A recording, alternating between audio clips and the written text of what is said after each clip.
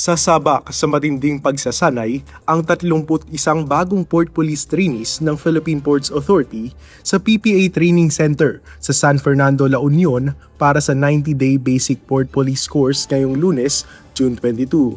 Pero bago ang aktual na pagsasanay, nagsagawa muna ng send-off ceremony ang PPA na dinaluhan ng mga opisyal ng ahensya bilang pagpapakita ng suporta sa mga bagong recruit. Nagbigay ng mensahe sina PPA Assistant General Manager for Finance, Legal and Administration, Attorney Elmer Cadano, Assistant General Manager for Engineering, Engineer James Gantalao, at Special Assistant to the Corporate Head, Eric de Maculangan. Itong araw na ito ay ang simula ng isang paglalakbay na hindi lamang tungkol sa pagkuha ng bagong kalaman at kasanayan, kundi tungkol sa paghubog ng inyong mga karakter bilang mga tagapagtupad ng seguridad at kayusan sa ating mga pantalan.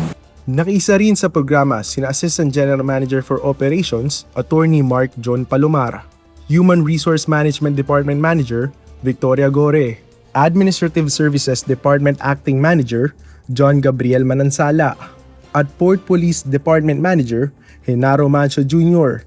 Sa loob ng 70 araw, dadaan sa masusing pagsasanay ang mga trainees, kabilang ang weapon handling, physical conditioning, law enforcement procedures, at pag-aaral ng General Port Rules and Regulations bago sila maging ganap na miyembro ng hanay ng Port Police. Ayon sa PPA, mahalaga ang pagdaragdag ng mga bagong Port Police officers upang mapalakas ang seguridad sa lumalawak na network ng mga pantalan sa buong bansa at matiyak ang kaligtasan ng mga pasahero, manggagawa at iba pang port users.